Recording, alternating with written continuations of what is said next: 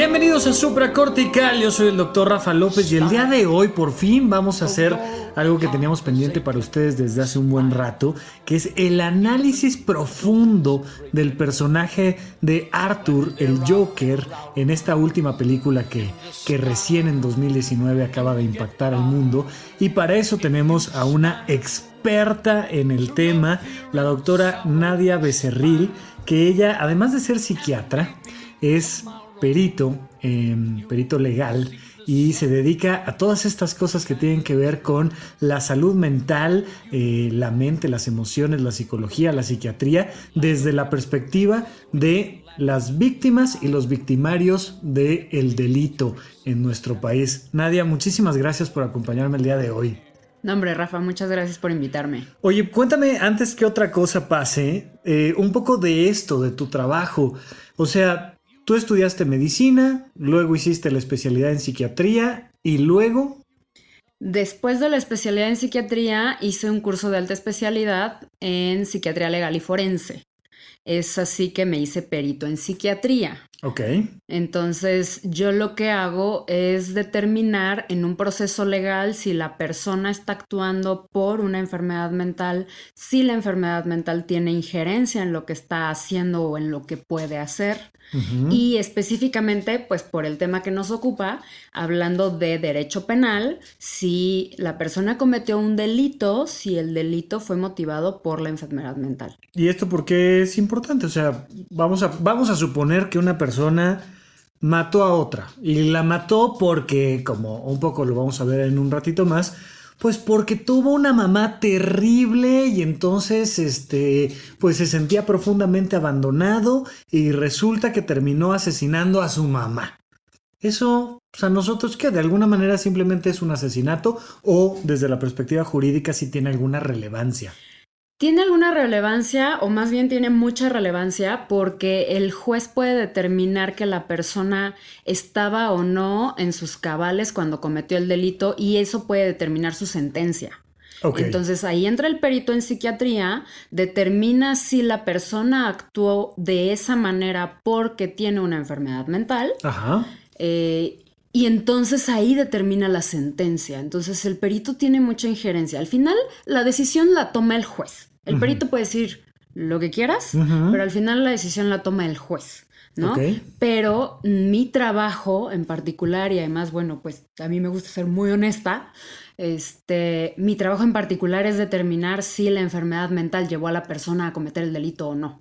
Ok, pero desde esta perspectiva estaríamos diciendo que una persona que asesina a otra porque tiene esquizofrenia es menos asesino que una persona que lo decide y entonces va y busca a su víctima y la mata.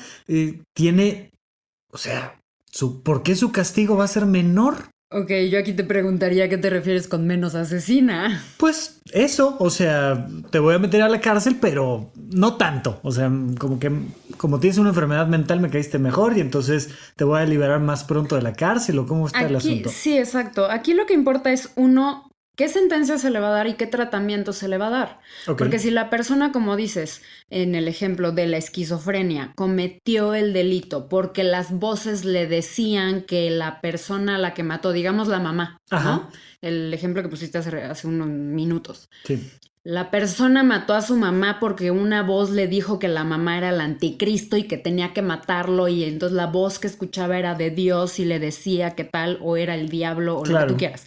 Pero la voz le daba la orden y cosas así. Y de alguna manera, por evidentemente el tejido fino que hacemos a la hora de la evaluación, podemos determinar que fue de esa manera. Entonces se le da un tratamiento sí de culpable de que cometió el delito, O sea, sí cometió el delito. Sí cometió el delito, pero se le da un tratamiento de enfermo mental. Ok. Entonces hay reclusorios para personas con enfermedad mental. Ok. Uh-huh. Que está en la Ciudad de México el Cebarepsi y el federal es el Ceferepsi. Entonces, pues, Ajá. es, digamos, y por meternos en el tema del Joker y cómics y tal, que evidentemente me declaro Aquí nadie sabe de no cómics, no pasa conocedora. nada. No, aquí lo que queremos es hacer un Ok. análisis del personaje, Ok, no pasa pero- absolutamente nada, pero sí, o sea, lo que me estás diciendo es que... Que hay como un Arkham Asylum en México, evidentemente a la mexicana, pero Ajá. sí tenemos reclusorios para enfermos mentales que cometieron un delito. O sea, sí tenemos un par de Arkhams. Ajá, sí. Ok, eso está divertidísimo. Oye, raro, no sé, tú me dirás si sí o si no, pero pues raro que una persona tenga la vocación como psiquiatra de analizar a los grandes delincuentes, porque por supuesto que todo mi público y muchísima gente allá afuera que no es mi público dice, ¡ay, estaría bien padre conocer al Joker y analizarlo! O conocer al Pingüino, o a Dos Caras, o a, ¿sabes? Pero Sí. pues otra cosa es decir, oye, pues te invito al Cebarepsi. ¿Cuándo? Hoy en la Bueno, tarde, ¿o qué onda? yo acabo de ir el lunes al reclusorio Oriente a evaluar a una persona, o sea, Ajá. pues es mi chamba y la verdad es que además es mi vocación y mi mamá dice, ¿qué rayos te pasa? O sea, ¿por qué te gustan esas cosas? Ajá. Pero, pues, ¿Por qué te gustan esas cosas? pues uno me parece muy interesante, ¿no? Las motivaciones de las personas para hacer las cosas. Ujú. Dos, pues yo siempre quise estudiar derecho, al final estudié medicina y me decanté por la psiquiatría y cuando encontré que había psiquiatría forense dije, yo de aquí soy. Ajá. O sea, esto es lo mío. Actualmente estoy estudiando derecho, entonces pues me gusta como todo este tema legal. Ok, o sea, tal cual es un tema vocacional Sí. y sí te Sí, gusta. completamente. O Ok. sea, tengo mi consultorio privado, me encanta dar consulta y finalmente pues es lo que me permite además evaluar personas. O sea, mi clínica, mi práctica clínica me permite evaluar a las personas. Pero a mí me apasiona lo que hago como perito en psiquiatría. Bueno, entonces vamos a analizar a Arthur desde la perspectiva de un perito legal, de un perito en psiquiatría. ¿Ok? ¿Por dónde tendríamos que empezar? Pues Sí. empezaríamos haciendo una historia clínica. Vamos a suponer que, ¿no? Tenemos nuestra historia clínica, vamos a analizar juntos con el público la historia clínica. Nuestra historia clínica es la película, es decir, hay información que tienes, Sí. información que no tienes, información que deduces, que intuyes, y allá afuera hay otras personas que también vieron la historia clínica que opinan, ¿no? Porque ya Sí, sabes claro. que aquí todo el mundo opina. Claro. Entonces, a ti te entregan la película como si fuera un expediente Ujú. y tú tienes la información del expediente, un poco lo que te dijeron y por ahí podemos empezar a analizar el caso. Ok, ¿quieres que te haga un peritaje de la película? Claro, Gratis. por supuesto. Ah, ok, perfecto. No, digo, para que De cuates. para que quede grabado nada más que la doctora aceptó hacer un peritaje como experta totalmente gratis y no solo eso, lo hizo con mucho gusto, es más, hasta se rió, quedó perfectamente grabado. Listo, entonces, resulta que es un hombre, ¿cómo cuántos años tendrá Arthur? Mira, se ve, yo creo como de 40, pero yo creo que es más joven. Es más joven, ¿no? Yo creo que es más bien como de unos veintitantos, 25, 30 máximo, Ajá. pero como, pues, Sí, yo le calculo más o avejentado, menos ¿no? 33, 34 años y pues bastante maltratado por la vida Sí. y entonces se ve más grande. Además, Sí. este asunto de que está súper flaco que nos Sí. hace pensar que pues que no se la ha pasado muy bien. Entonces, pues es un hombre de 30 y tantos años de edad. Ujú.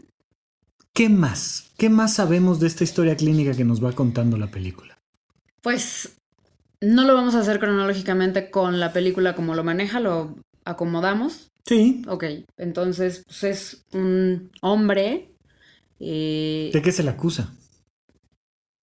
de homicidio. De homicidio de 4 personas, básicamente, Sí, hasta sí. ahorita, ¿no? Bueno, podríamos decir, mató a la No, mamá, más bien 5, porque mató a los 6. 3 del metro 3 del metro. 3 del metro. Mató a Randall, mató a la mamá. Sí. Y luego mata a Murray. Y mata a Murray, son 6. Entonces, oye, ¿esto ya lo hace un asesino serial?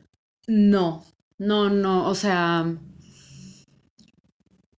un asesino serial mata a cierto tipo de víctimas y se llama asesino serial a partir de 3 víctimas, pero lo que tiene de característica un asesino serial es que son víctimas que tienen ciertas características específicas. Todos Entonces, comparten la misma característica, ¿no? O sea, ejemplo, todas son mujeres jóvenes. Exacto. De entre a Ted 25 Bundy le gustaban las mujeres jóvenes universitarias, Ajá. que estaban estudiando alguna licenciatura, Uh-huh. con cabello oscuro, delgadas, ¿no? De determinadas características que entonces él las escogía. Ajá. Entonces, eso es un asesino serial. Se toman su tiempo, las estudian, O sea, realmente lo que hace el Joker es, uno, el primer homicidio, el de los 3 chavos de estos que trabajaban con Wayne. Uh-huh. Con Thomas Wayne. Pues, los primeros 2 fueron defensa propia porque lo estaban...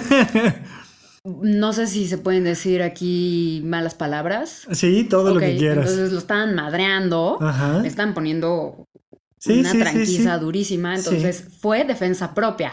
Pero ya cuando mata al gordito, Ajá, el tercero. ese ya no es defensa propia.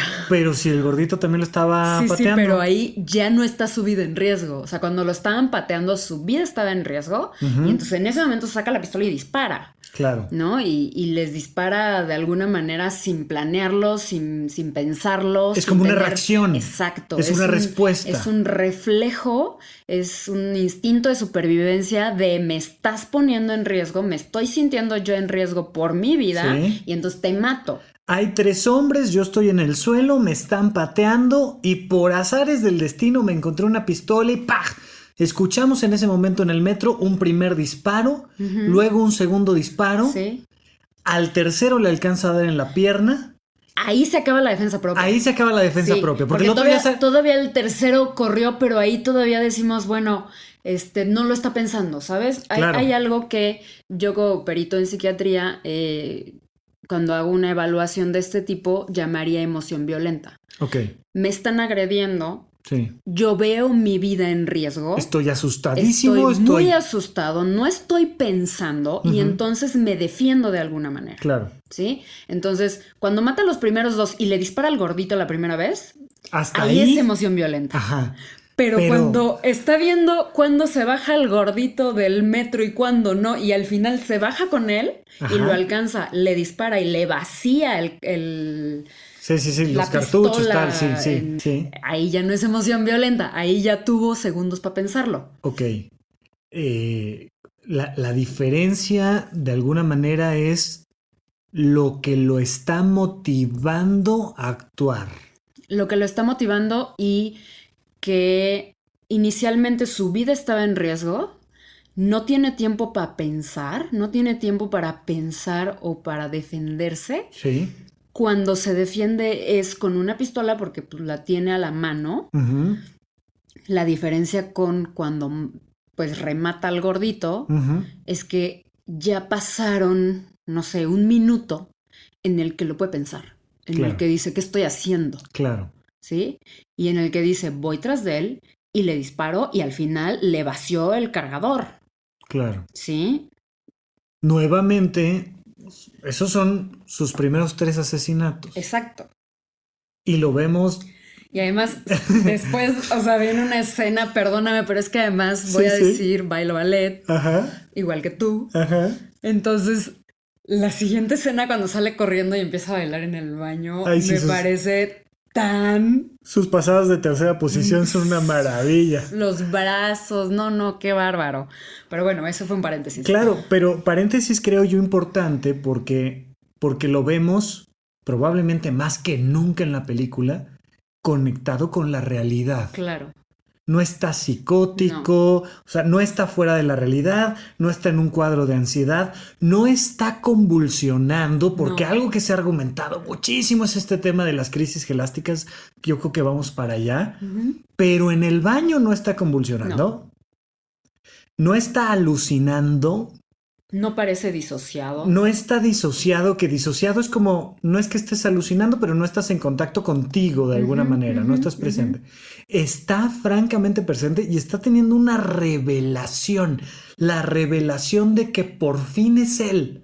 Y entonces, gracias Exacto. al asesinato, se convierte en alguien, ¿no? Exacto. Que yo digo que tuvo una liberación masiva de dopamina en el cerebro. Sí, una epifanía. O sea, Sí, en ese claro. momento dijo, claro, he descubierto mi vocación. Exacto. O sea, Así como yo la de Forensic, mi mamá me dijo, ¿what? ¿qué te pasa? Claro, Sí. eso es lo que pasa cuando entras en contacto con tu vocación, que te puedes meter al baño a bailar de decir, wow, acabo de entrar en contacto con algo que me fascina. Sí.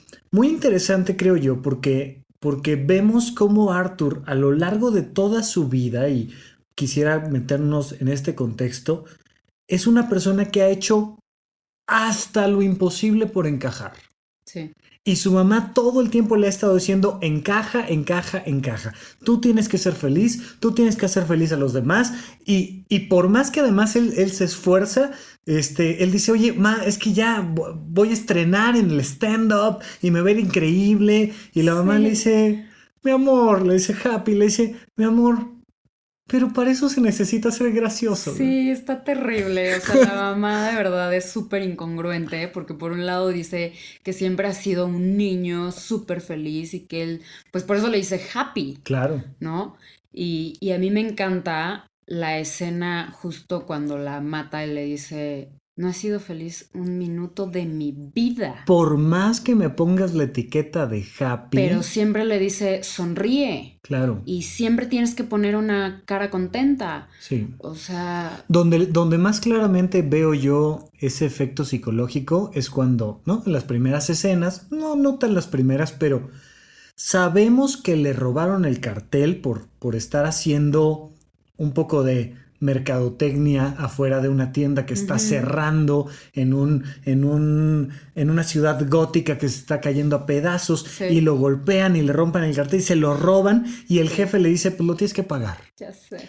Y entonces lo vemos con una sonrisa forzada, Sí. forzada, forzada, y una escena después pateando los botes de basura diciendo no puedo más, y la siguiente escena evidentemente súper clara, regresando, subiendo las escaleras de estoy tratando de encajar. Aquí me voy a salir un poco, pero esa fotografía, tú sabes más que yo de foto y de cine, pero creo yo que la foto de las escaleras cada vez que las sube, de verdad te da la sensación De cómo pesa la de cómo vida. le está pesando su vida. Por supuesto, por supuesto. Lo vemos subir esas escaleras porque todo el tiempo está haciendo lo mejor que puede para salir adelante, para encajar. Y además es una persona que no puede encajar Sí, correcto. porque se ríe de manera involuntaria en cualquier lugar. ¿Qué opinas tú de esta risa y lo que mucha gente ha determinado como crisis gelásticas? Sí, mira, como tú bien sabes, las crisis gelásticas existen y las crisis gelásticas son crisis de risa o de llanto incontrolable y es un tipo de epilepsia. Sí, o sea, Entonces, convulsionan, ¿no? Nada más exacto. un poco para que el público lo entienda. Cuando una persona se cae, se desmaya y empieza a convulsionar, es porque hubo un pequeño cortocircuito que se extendió a todo el sistema nervioso central y entonces hace que pierdas la conciencia y empiece tu cuerpo a convulsionar, a temblar. Tú estás completamente inconsciente. La gran mayoría de las veces se presenta acompañado de una persona que perdió el control de esfínteres durante el evento, pero esto te puede pasar como más en chiquito. Te puede solo generar un pequeño cortocircuito que no se extiende a todo el sistema nervioso central y entonces te da una crisis de ausencia o te da una crisis gelástica. En este caso, ¿qué es eso de las crisis gelásticas? Las crisis gelásticas, bueno, hay como dos formas de presentarlas. Hay algo que se llama el afecto pseudovulvar, que se da por un traumatismo cráneoencefálico que además sabemos que Arthur tuvo en la infancia. Uh -huh. Sí, o sea, ya después nos enteramos de que el novio de la mamá lo golpeaba y tal, y tenía un traumatismo, tuvo un traumatismo cráneoencefálico, y Ujú. les puede dar o risa o llanto, y son crisis incontrolables, o sea, Ok. son independientes de lo que les esté pasando en el momento. O sea, Ahora, sí podríamos decir que dado el historial que tenemos, sabiendo que tuvo un traumatismo craneoencefálico, es decir, que en algún momento o en muchos momentos le golpearon la cabeza de tal manera que ahora tiene un tipo de epilepsia sí. que lo hace que se ría de manera involuntaria. Exacto. Y justo va además en concordancia, ¿no? Le hacen sus tarjetitas de Claro. perdona mi risa, Ujú. más información atrás, pero no tiene nada que ver con lo que está pasando. Se da en personas con daño cerebral, lo cual me Exacto. parece un poco terrible porque además pues, la gente que pues no está familiarizada con este tipo de cosas lo lee y dice, este tipo va a hacer algo, ¿no? Y Claro. bueno, ya después hace cosas, pero antes Sí, no. es interesante porque si sus crisis de epilepsia fueran tan fuertes que hicieran que perdiera el conocimiento y empezara a convulsionar, probablemente la gente sería más empática a su alrededor. Claro, claro, Pero como no lo ven tirado convulsionando, sino exacto, riéndose, claro,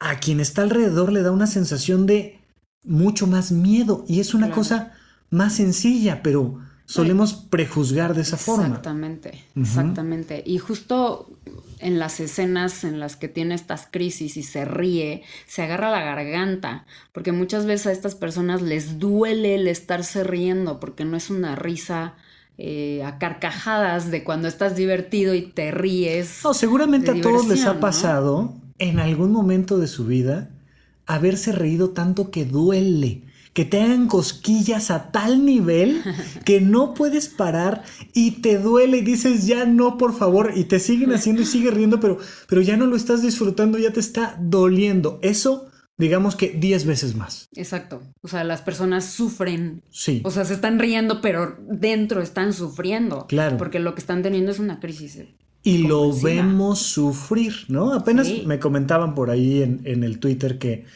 decía el director que la única risa voluntaria de toda la película era el final. Y yo les digo, pues perdón, pero estoy totalmente en desacuerdo porque lo vemos en muchos momentos. El primero de ellos cuando se están burlando de uno de sus compañeros, ahorita te digo cómo se Ujú. llama, Gary. Gary, Gary del que tiene tiene acondroplasia. acondroplasia, es una Ajá. persona con talla baja, y entonces Randall, que es el grandote, hace un chiste sobre él y vemos como Arthur se ríe de Sí. en este tono que sabe que es llamativo y de alguna manera molesto, y cruzando la esquina se deja de Para. reír. Ujú. No lo vemos incómodo, no lo vemos No, perdiendo el control. no, Se está riendo para hacerle saber a Randall que no es gracioso lo que está diciendo. No se está burlando de Gary, no. está diciéndole a Randall, ¿qué ojete eres? Sí. Y lo vemos y es evidente, ¿no? No son esas las crisis Sí, a mí también me gelásticas. parece lo mismo. No, esa no es una crisis. O sea, crisis cuando fue al stand-up, ahí Ajá, en Pogo, ajá. y no puede hablar y empieza a reírse y Y se se agarra la garganta y voltea. se voltea y está incómodo y no puede hablar. Y nos hace sentir a todos incómodos, pero como estamos Sí, viendo un show, pues le claro, damos pero es chance. como de pobre. Oye, y en esa misma escena vemos a su vecina Ujú, sentada allá en el ujú, fondo del ujú. lado izquierdo, actor, y vemos que se la está pasando bien al final. Sí, Y él sale, digo, victorioso de haber hecho un show de comedia positivo. sí. Eh, yo he practicado teatro dramático, cómico, he hecho temas en el circo, payaso, lo que tú me digas, estos programas de podcast, YouTube. Si algo me ha sido Ujú, emocionalmente muy difícil es el stand-up. sí, Tienes que abrir el alma y claro. exponerla. Y es bien curioso porque Claro, si la porque gente... justo hasta donde entiendo de eso se trata, ¿no? El Claro, stand-up es de alguna manera hacer vueltas, o sea, chistes de tu sí, propia vida. es bastante cruel, es bastante liberador si lo sabe hacer uno bien, pero que alguien no se ría en tu show, híjole, es dificilísimo. Claro. Alguna ocasión me pasó con una rutina bastante probada, llegué, Abrí, primer chiste, nadie se rió. Segundo chiste, nadie se rió. Tercer chiste, llevaba yo 1 minuto con el micrófono, literalmente 1 minuto. No pude más de la ansiedad y Te dije, bajaste. muchísimas gracias, buenas noches, sigan disfrutando, con permiso, me bajé. Es pesadísimo. Sí. Y aquí lo vemos reponerse, empezar a sacar la rutina, a su chica acá en el fondo pasándosela bien, después en el puesto de periódicos la noticia de lo que él hizo unos días atrás, Sí. a su chica diciéndole, hombre, ese es Es un un héroe, héroe. o sea, es un tipazo. Sí. Y llega feliz de la vida y baila con su mamá y la gente dice, eso fue una alucinación. ¿Tú qué opinas? Mira, inicialmente sí pensé alucinó, Ujú. pero me queda la duda de si no fue simplemente un fantaseo, ¿sabes? Ajá. O sea, se vieron en el elevador, él como que sintió cierta, a lo mejor, Conexión. empatía, conexión, La niña está resonancia, lo que tú guapa, es su quieras. vecina. Exacto. Entonces, pues a lo mejor alucinó o a lo mejor simplemente estaba fantaseando. O sea, yo no sé si a ti te ha pasado que tienes un crush con alguien y estás fantaseando con cosas, ¿no? Y entonces pues empiezas a pensar que la llevas a cenar y que todo sale bien y que le encantas y, o sea, pues, Claro, a todos nos pasa. a todos nos ha pasado decir, hombre, y que mañana llego al examen y que el profesor me pone 10 y que todo sale bien y que, Claro. ¿no? Un poco al estilo de el Chavo del 8 de, ay, sí, ya sé, y voy a poner un negocio y todo el mundo va a llegar y voy a sacar mi podcast y a la gente le va a encantar y, Y 8,000 personas te van a escuchar. y resulta que al final, no, pero ¿cómo sé, yo que soy un perito, yo que estoy desde afuera, si una persona está pasando por un fantaseo o está alucinando, está fuera de la realidad? ¿Cuál es la diferencia? La diferencia es uno si se da cuenta o no. O sea, Ok. si yo te pregunto y tienes ahorita un crush con alguien y entonces te digo, ok, esa cena pasó, ¿Fuiste? fuiste y platicaste con esta chica y le dijiste tales cosas y después se besaron y no sé qué, no sé qué, y tú me dices, no, no, pues todo lo imaginé, ¿no? Estaba yo viendo la tele y me puse a pensar que Me estaría hubiera padrísimo, ¿no? encantado, ¿no? Oye, conocí a una actriz de Hollywood en un viaje que hice a Los Ángeles Exacto. y la llevé a cenar y me Exacto. presentó con unos directores y ahora ya tengo un papel que voy a representar y, oye, ¿de verdad pasó? Bueno, mira, por más que quiera yo convencer a mis amigos de que sí, yo en el fondo, ya que me lo preguntas aquí, que estamos en una consulta, pues la verdad es que no. Exacto. Entonces, si yo le pregunto y me dice, no, sí pasó, y de pronto, no sé, en el expediente, o si tengo acceso a la supuesta novia, ¿no? Ujú. A entrevistar a la supuesta novia y me dice, no, jamás salí con él, eso nunca pasó, siempre se me hizo como el rarito. Sí, y él afirma que sí, lo y él jura, lo afirma cree. que sí, entonces sí estamos hablando de alucinaciones. Sí, en mi opinión personal, desde la perspectiva del lenguaje cinematográfico, nunca nos dejan claro que haya estado en algún momento psicótico alucinando. Claro. Sí sabemos que él, y de hecho todos lo creímos en su momento, que él sentía que estaba teniendo un vínculo con alguien. Sí. Pero cuando lo vemos dentro del departamento y esta chica llega y se asusta y se sorprende, Y le dice, vete por favor. él nunca le dice, pero si tú y yo somos novios, él nunca le dice, oye, el otro día me hiciste caso, No, nada. él no le dice, tú y yo llevamos saliendo 6 meses, solo lo vemos salir en silencio. A mí me da la sensación, pero aquí, insisto, el director no lo deja claro, a Sí. mí me da la sensación de que él de alguna manera la está emocionalmente matando, está corroborando que no tiene ningún tipo de vínculo, oportunidad con ella, ninguno. Ok. Y entonces es un proceso de asesinatos. Primero, cuando asesina a los 3 hombres en el metro, asesina su deseo de encajar. Después, asesina a su mamá. Ujú. Luego, asesina la relación. A ella no la toca, al menos nunca la vemos que le haga nada. Y considerando cómo le hizo con Gary, que tampoco lo lastimó, pues creo yo que no le hizo nada, simplemente fue a corroborar que con ella no tenía ninguna oportunidad y está asesinando su posibilidad de tener una pareja. Mira, no lo había pensado desde ese punto de vista, pero tienes toda la razón. Para luego finalmente ir y asesinar a su papá. Hay una frase budista a su papá, simbólico, ¿no? A Murray, que bueno, ya antes asesinó a su papá Thomas Wayne, pensando que era inicialmente su figura paterna, pero lo vemos desde el principio como pues realmente Murray es emocionalmente quien él considera su papá. Hay una frase budista importantísima que dice: aquel que no se convierte en su propio padre no verá el segundo nacimiento. Todos tenemos que pasar por encima de papá para convertirnos en adultos. Claro. Y aquí lo vamos viendo matar a todas esas figuras que lo tenían como alguien pequeño, para al final decir, ¿sabes qué? Estoy harto de ti, papá. Estoy harto de que no me entiendas, de que no logres empatizar conmigo, de que no seas la persona que yo necesito. Nunca he escuchado una frase. Tú, que eres la persona que yo más admiro, me has dicho guasón, me has dicho Joker. Y ahora, ¿sabes qué? Exhibiste mi video, te burlaste de mí y ahora vas a tener de mi lado este crecimiento. Y lo vemos como mata a todas estas figuras simbólicamente. Por eso a mí me parece que hace mucho sentido pensar que no está alucinando esta mujer, porque nos rompe todo este discurso, claro, ¿no? Claro. Entonces, yo lo que te digo es, ¿qué tendrías que saber tú para decir si se alucinó o no alucinó? Que él está seguro de que sí tiene una relación con esta persona, de que sí fue con él al stand-up, de que sí se comió unas donas o no sé qué en el lugar donde estaban, de que sí llegó a su departamento y la besó apasionadamente y ella cerró la puerta y entonces pasó no sé qué. Sí.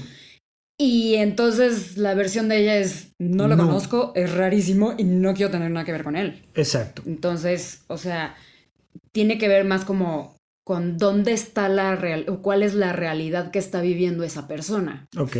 ¿Cuál es la realidad que está viviendo Arthur? Entonces, pues sí, como bien lo dices, pues muy probablemente fue al departamento como a terminar de matar esa relación que tenía en su cabeza. Sí, todas las personas hemos pasado por estos momentos de decisión donde dices, pues tengo que corroborar esto, tengo que ir y verlo, tengo que ver el cadáver para soltarlo y dejarlo atrás. Claro. Va, lo hace, listo. Ahora, podríamos decir que esto que estamos platicando algo tiene que ver con las crisis gelásticas de las que hablábamos.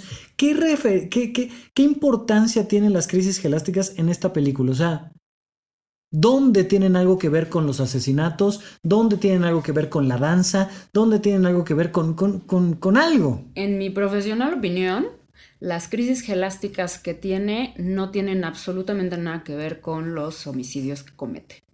Entonces, o sea, las crisis que tiene son probablemente por el traumatismo craneoencefálico que sufrió en la infancia. Sí, lo tiene la historia, tiene las crisis. Se roba el expediente del hospital, ¿no? Ajá. Sí tiene las crisis, pero incluso en las crisis él está consciente de que está teniendo una crisis. Y entonces da sus tarjetitas, ¿no? Uh-huh. Perdóname, estoy enfermo, tengo daño cerebral. Es que esas tarjetitas me parecen terribles. Pero bueno, ¿no? Claro. Tengo daño cerebral y por eso me río, pero no tiene nada que ver con lo que estoy sintiendo, ¿no? Claro. Incluso él en ese momento de las crisis está consciente de lo que le está pasando. Claro. Y cuando comete los asesinatos, no lo vemos en una crisis convulsiva, ni lo vemos psicótico, alucinado, ni nada, al menos que nos deje claro el director, el escritor, ¿no? Ok.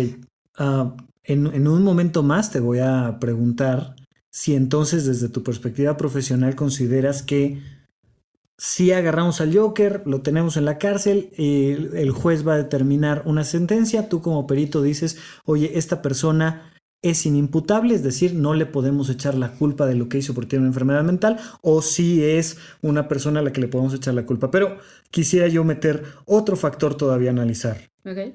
Lleva mucho tiempo en terapia, o sea, no es una persona mentalmente sana.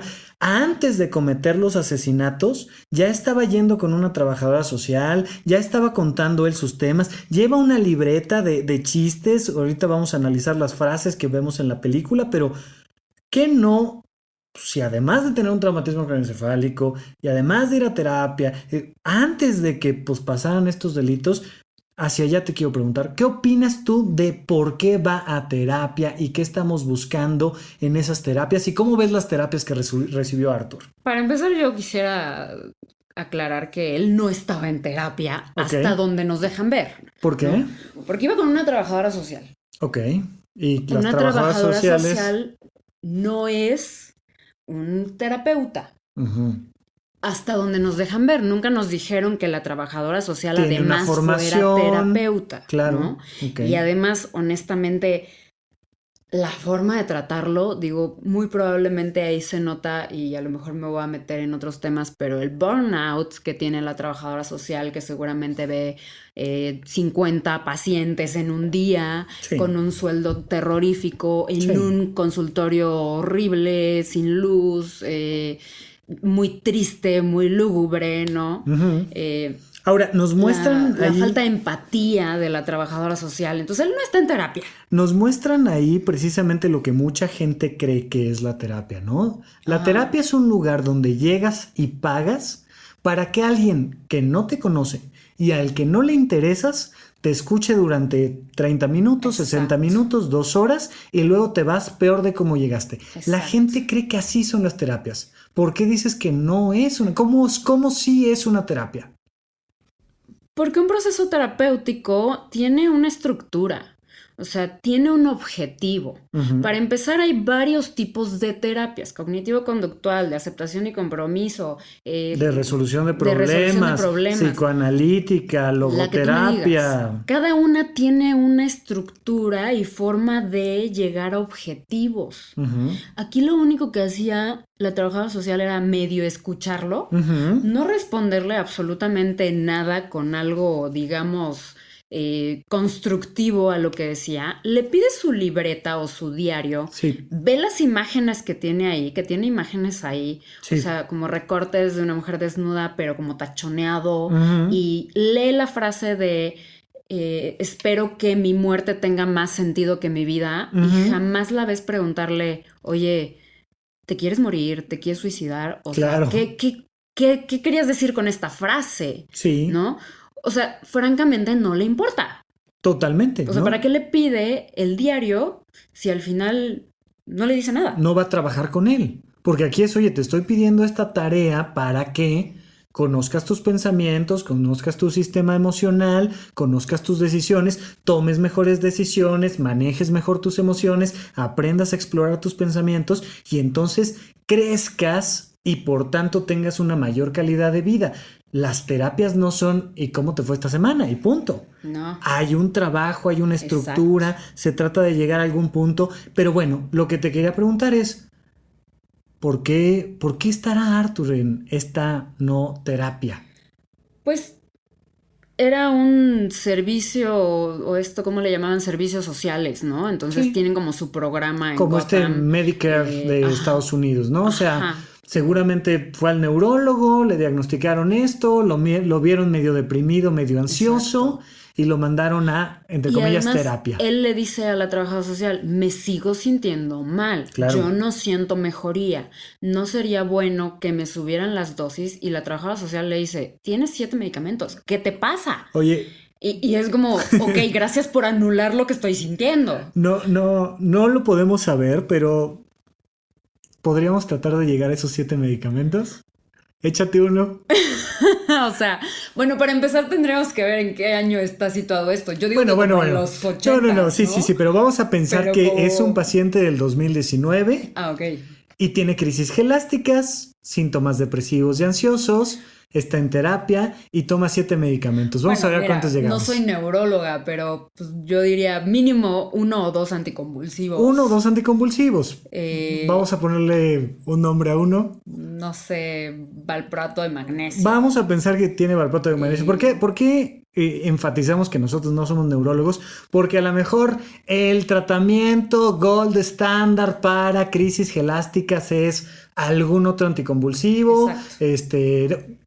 Perfecto. Pero jugando un poco nada más aquí, Sí, vamos a decir valproato y carbamazepina. valproato de magnesio y carbamazepina, ¿no? Y pues además seguramente tiene un antidepresivo. Yo creo que ya hemos Yo probado creo que a lo mejor 1 o 2, probablemente tenga un antipsicótico. A eso vamos, a eso vamos. Entonces, si estamos pensando en un antidepresivo, yo creo que tiene un antidepresivo a dosis altas.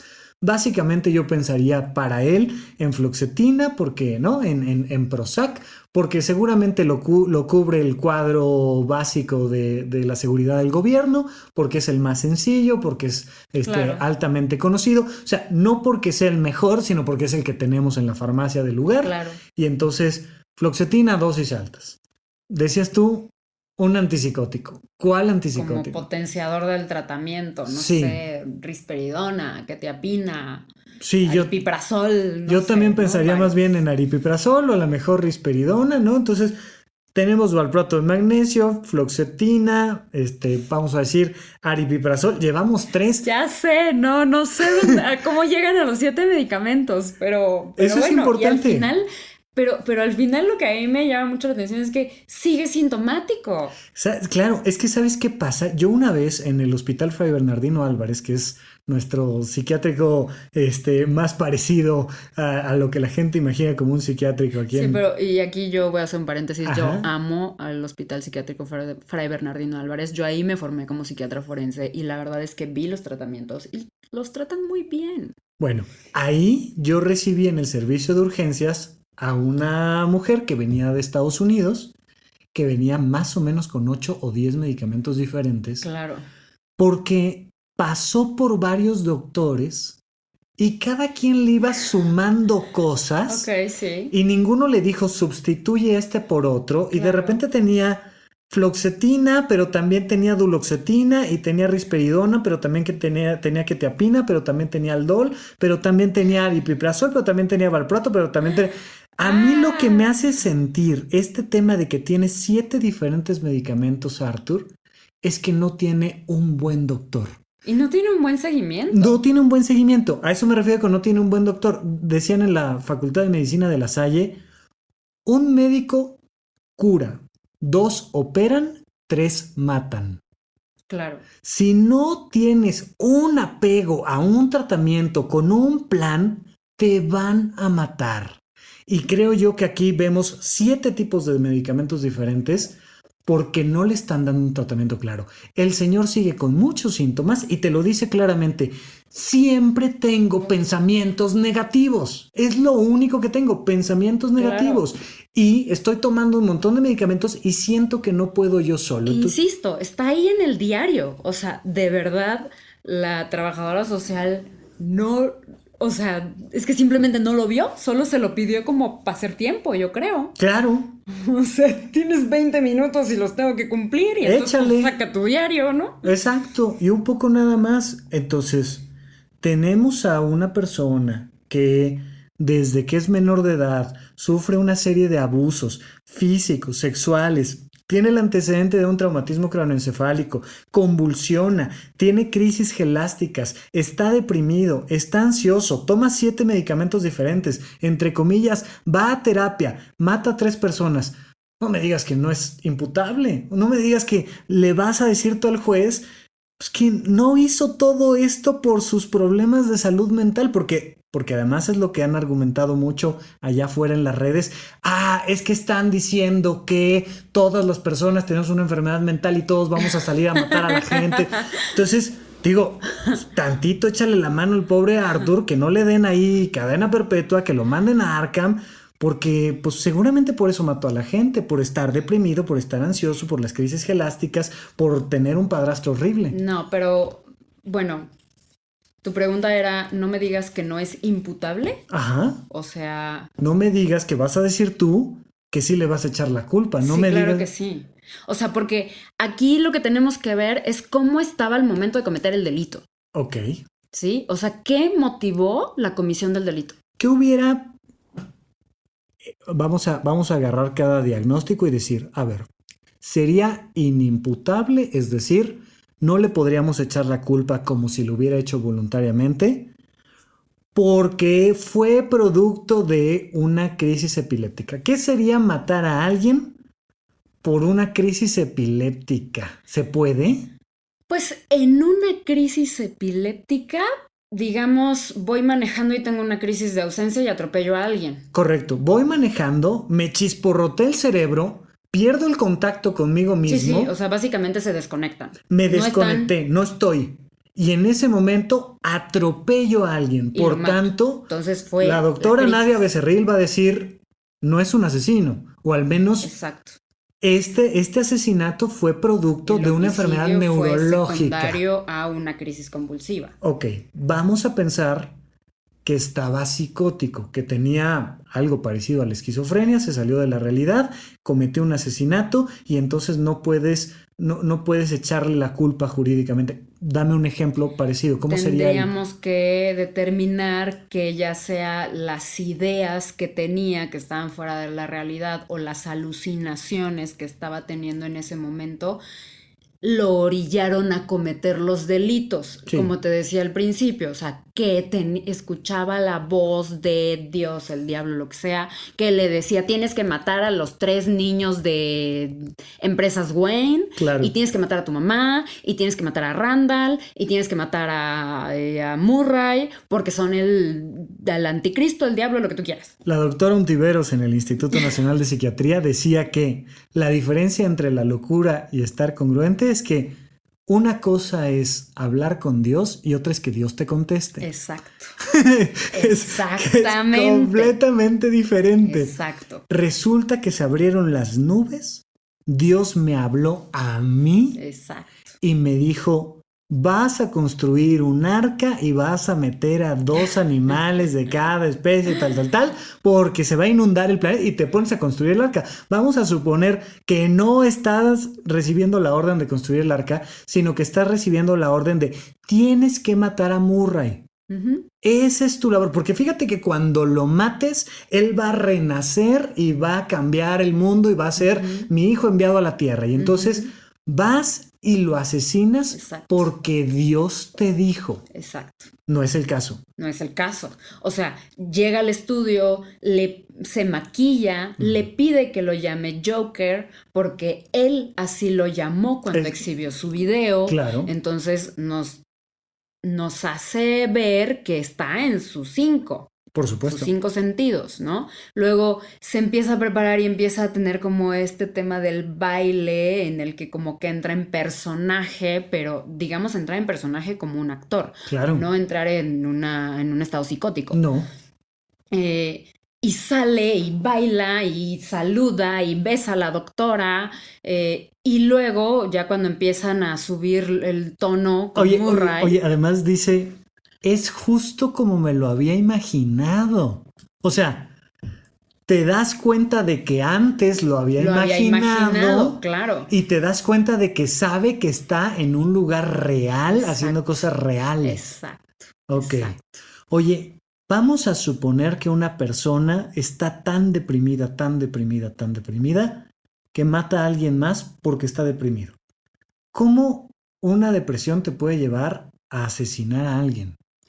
Hay 2 formas. Una es que tengas una depresión psicótica en la que puedes presentar alucinaciones. Que un poco nos regresaríamos a lo anterior. Exacto. Que ya comentamos. No, pero una donde sea solo la depresión. La otra forma es un homicidio altruista. Habitualmente lo que hacen este tipo de personas que presentan estos síntomas es matar a sus hijos, ¿no?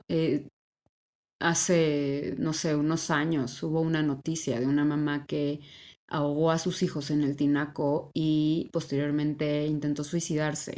Y después la diagnosticaron con depresión y tal. Entonces, muy probablemente era un homicidio altruista, ¿no? O sea, este mundo es tan cruel, este mundo es tan horrible, la vida es dura, es difícil, no hay forma de vivirla, no hay forma de no sufrir, entonces quiero liberar a mis hijos. Además, yo me quiero morir, ¿no? Tengo ideación suicida, pero tengo hijos, entonces no los voy a dejar los voy a dejar aquí, ¿no? Y entonces los libero de esta vida cruel y difícil, horrenda, y me mato. Primero asesino, luego me suicido, porque al revés es un poquito más difícil. Está difícil. Ajá, entonces, para no dejarte aquí sola, o sea, vamos a suponer que hubiera matado a su mamá como un asesinato altruista. Es decir, yo sé que estás muy grave, me está siguiendo la policía, se van a dar cuenta de que yo maté a esta gente, estoy sumamente deprimido y pues no te voy a dejar en manos de sabe Dios quién. Eres mi madre, te amo y te voy a matar porque pues, estoy muy deprimido y creo que es lo mejor para los dos. Pero no es así. No es el caso, o sea, llega como a reclamarle cosas y le dice, mamá, Méndiga. me dices que soy feliz, pero yo no he sido feliz un minuto de mi vida. Oye, ¿la mamá sí estaba psicótica? ¿Podríamos decir que tiene un síndrome erotomaníaco? Yo creo que sí, digo que al final, y aquí tiene que ver más con un tema cinematográfico, pero Ajá.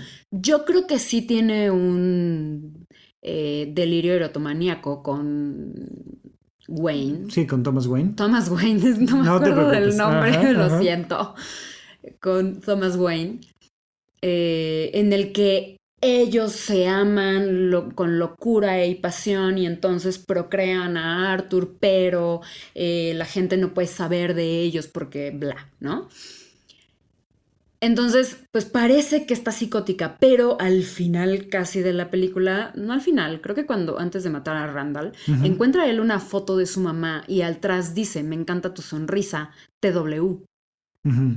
Entonces ahí te dejan como diciendo, pues a lo mejor, A lo mejor a y lo mejor y sí. sí lo escribió Thomas Wayne, ¿no? O a lo Claro. mejor lo escribió ella, A lo mejor lo escribió ¿no? ella, pero no lo No lo sabemos. Es sabemos. decir, el director no nos deja claro, pero sí podríamos decir que existe bastante posibilidad de creer que tenía un delirio Pero lo que erotomaníaco. sí sabemos es que es una señora poco funcional. O Claro. sea, está literalmente encerrada en casa todo el tiempo. Sí, la vemos como si tuviera 80 y tantos años, pero igual Y parece igual, tener sí, 60, claro. 50. Porque si estuvo 30, hace 30 años estuvo en Arkham y Y la vemos como de la 20. vemos como de 20, pues tiene como 50 y en la película se ve como de 80. Sí, claro. Y verdaderamente le ves como que no le gira la rata. Sí, es una mujer bastante deteriorada y de alguna manera podríamos pensar que es una historia parecida a la de Psicosis y estas relaciones Claro, donde una mamá que está claro, muy mal de su cabeza claro. lastima mucho a un hijo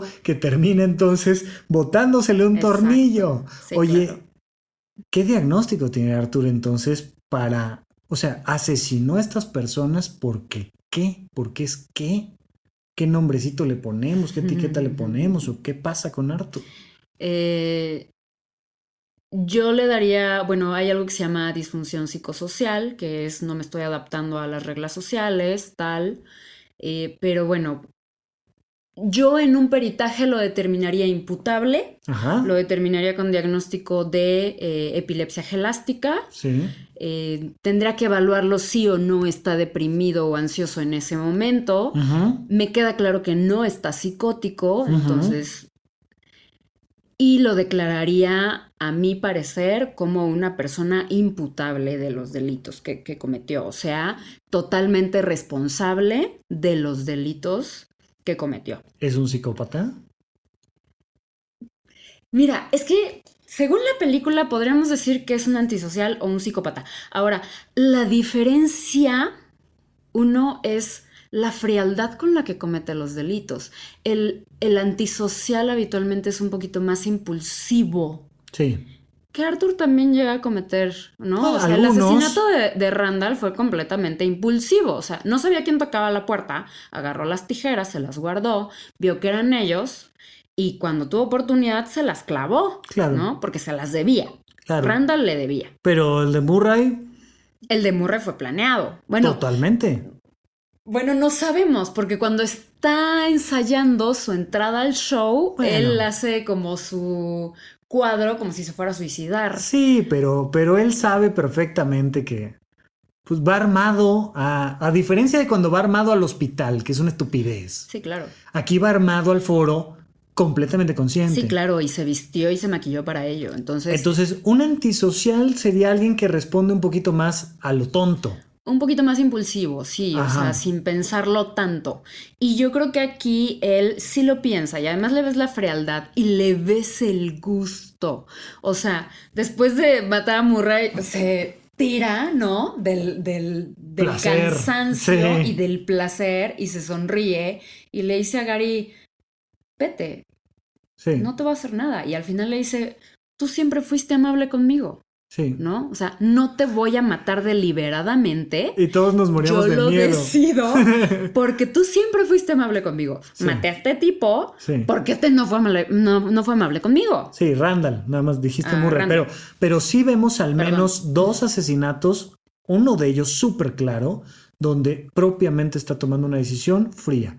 Yo creo que el más claro es a su mamá. A la mamá fue deliberadamente a matarla. Ajá. Mientras que a Murray en el show podríamos decir que a lo mejor algo, pero Cambio de planes. Yo también, exacto, cambio de plan. El remate del chiste lo hizo diferente en el momento.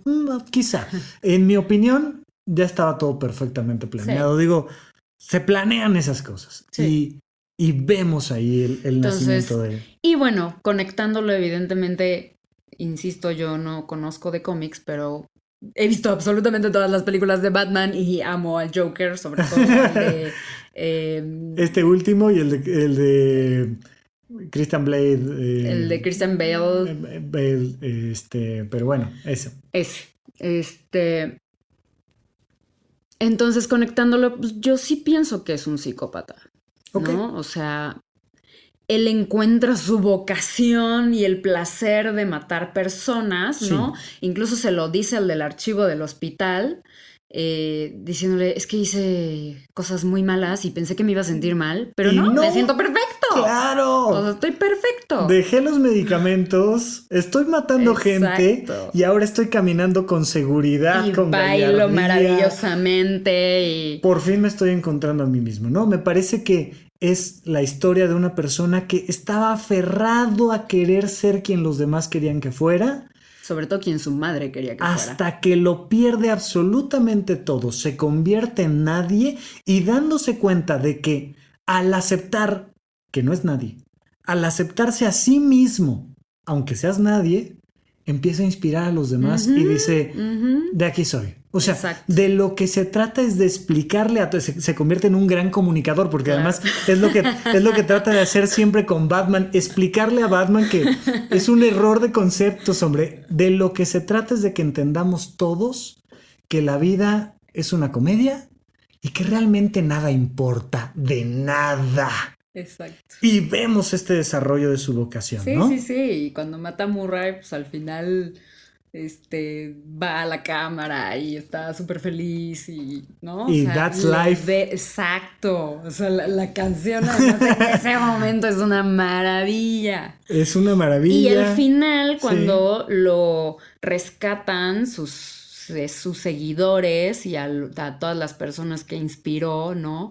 Pues se levanta en la patrulla, se pinta la sonrisa con la sangre que le está saliendo de la boca. Maravilloso. Y acepta quién es. Por supuesto. Oye, quiero que cerremos leyendo algunas de las frases de la película, pero antes con esto que comentas. Tú, como experta, consideras que una película como estas va a hacer que una persona que estaba perfectamente tranquila en su casa, era buena persona, era amable, era linda, era trabajadora, respetuosa, va a la iglesia, va a ver la película y entonces se convierte en un psicópata, en un asesino y te cambia la vida para siempre? No. Ok. No. No hay forma. O sea, estas cosas no es como vi una película y ya, ¿no? Claro. O sea, yo estoy muy en contra de un videojuego que muy seguramente tú has jugado, que es Grand Theft Auto. Y a mí me molesta mucho porque además creo que lo pueden jugar desde los 13 años o antes, y muy seguramente antes, ¿no? Pero al final te enseñan a robar y te enseñan a, no sé, matar policías y cosas de esas que dices, o sea, ¿en serio? No está padre. Pero no porque juegues el videojuego te vas a convertir en un dealer o en un narcotraficante o en Claro. un homicida, porque no funciona así. Por supuesto, digo, entiendo lo que te refieres y cuando dices te enseña, creo que te refieres a te muestra a un personaje que lo está haciendo. Pero si fuera tan sencillo como, ay, vi un videojuego, vi una película, leí un libro de asesinos seriales y me convertí en un asesino serial, entonces pues yo hoy en la tarde-noche puedo ver una película de millonarios y convertirme en millonario. O sea, Bueno, fuera. no, o sea, Oye, ya vi varias. ya vi una película de cómo ser millonario, vi un video en YouTube que me explica cómo vender más y en ese momento me convierto en multimillonario. Es la cosa más sencilla. De Sí, la no. misma manera, igualmente difícil, implicaría que una persona que no se va a convertir en un asesino vea una película de asesinos y se convierte en un asesino, ¿cierto? Sí, no hay forma. Ok, vamos al cierre con algunas frases interesantes de la película Muy y bien. me dices qué opinas. Solo espero que mi muerte tenga más sentido que mi vida. La verdad es que las frases de la película son una maravilla, ¿no? Eh, pero esa frase en especial, a mí en consulta me haría preguntarle a la persona, oye, ¿tienes ideación suicida? ¿Estás Claro, pensando en querer morirte? claro. ¿Prefieres morirte que vivir? Porque ¿O a una, qué te refieres con esta frase? claro, porque una persona se suicida cuando la muerte tiene más sentido que la Exacto, vida. Todos exacto, estamos en búsqueda del sentido de la vida. exacto. Y si la vida no tiene sentido, te dan ganas de morirte. Claro, Punto, se acabó, claro, ¿no? claro. Oye, Murray le dice en su fantasía a Arthur, muy al principio de la película, ¿ves todas estas luces, el show, la gente? Ujú. Lo dejaría todo sin pensarlo por tener un hijo como tú. Ya sé, pobre. Lo que ¿Qué? necesitas es un papá. Lo que necesita es un Es papá. estructura y es la sensación de seguridad. Ujú. Te deja súper claro que anda sediento de Sí, una figura paterna. exacto. Sediento. Sí, y de lo que significa, ¿no? Que es idealmente, pues, estructura, seguridad, eh, esta sensación de apapacho, de que tienes dónde caer, ¿no? Claro. Sí. En esta terapia con la trabajadora social, le dice, después de haber cometido estos primeros asesinatos, hasta hace poco tiempo era como si nadie me viera. Durante toda mi vida, ni siquiera sabía yo si existía, pero existo y la gente lo empieza a notar. Pues es esta sensación que tenía de inexistencia, ¿no? Y que es justo lo que empieza a tener y es como, a lo mejor la ganancia secundaria que tiene después de convertirse en el Joker, ¿no? O sea, digamos en el personaje que conocemos como Joker, Claro, que finalmente es inspirar gente y el Joker tiene seguidores y nos lo dejan muy claro en la película. dice otra frase por ahí padrísima que dice, es muy difícil ser feliz siempre. Claro, no hay forma de ser feliz siempre. O sea, siempre va a haber momentos en los que nos vamos a sentir tristes, en los que nos vamos a sentir nerviosos, en los que nos vamos a sentir mal, en los que incluso puedes llegar a pensar, perdón por la palabra, pero chale, ¿qué hago aquí? Ujú. ¿No? Pero no necesariamente eso significa que estás mal o que tienes una enfermedad, ¿no? La comedia es subjetiva, le dice Arthur a Murray poco antes de matarlo. El sistema decide lo que es gracioso y lo que no. ¿Por qué están tan obsesionados con esos tres de Wall Street? Si yo cayera muerto en la calle, todos pasarían encima de mí. Nadie se pone en los zapatos de nadie más. Claro.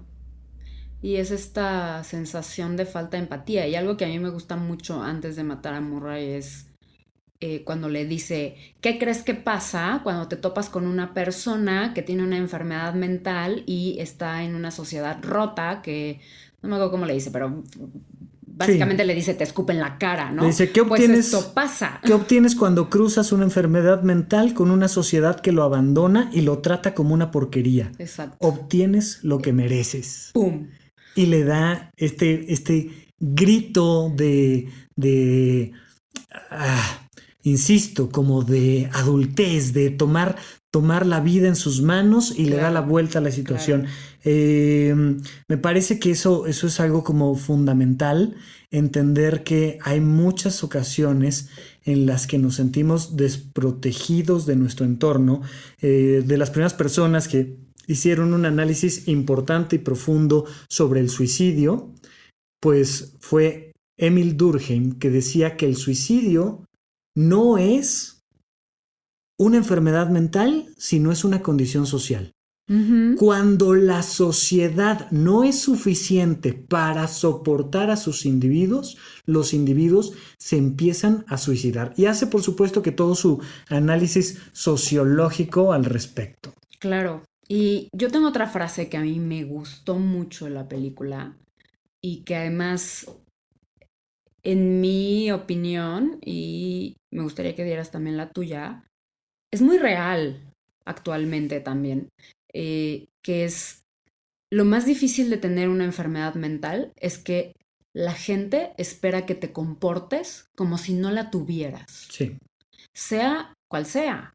Entonces, de pronto le dices a tus personas cercanas, estoy deprimido, pero quieren verte sonreír, y quieren verte haciendo cosas, y quieren que salgas, y quieren que te arregles, y quieren que, oye, pues te estoy diciendo que estoy deprimido, Ujú, ¿no? claro. Entonces, eso finalmente también es estigma y también es intolerancia, ¿no? O sea, entonces, pues sí, o sea, al final la mamá y al final la sociedad y la trabajadora social y todas las personas querían que él se comportara como si no tuviera las enfermedades mentales que tenía, ¿no?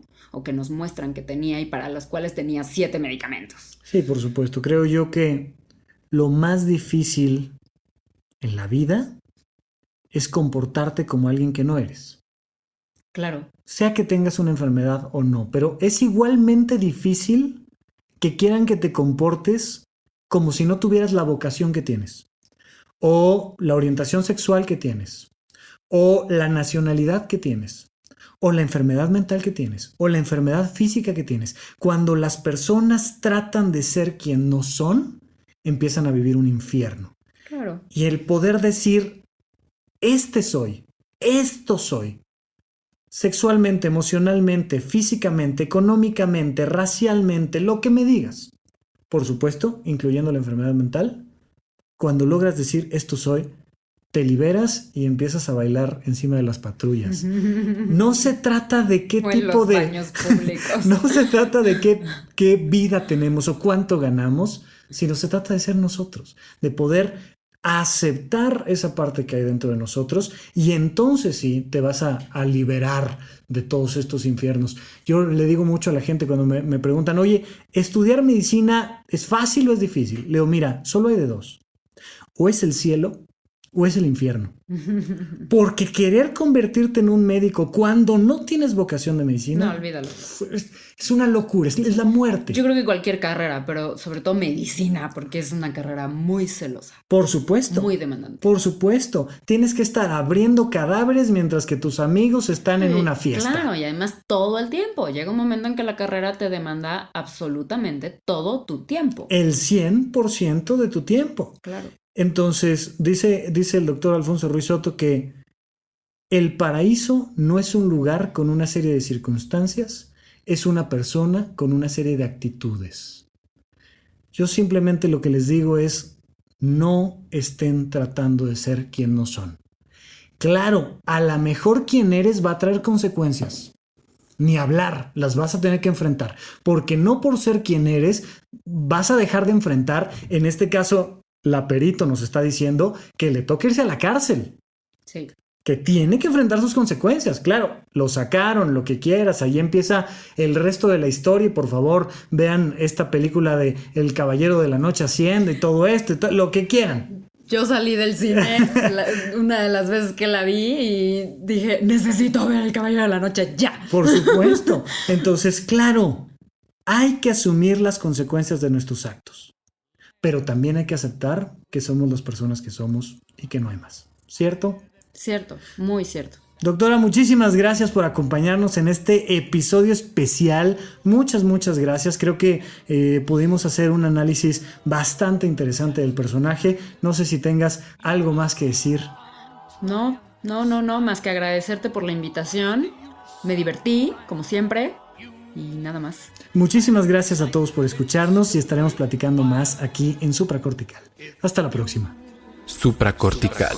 Aquí todos estamos locos. Con el Dr. Rafael López. Disponible en iTunes, Spotify, Patreon y puentes.mx.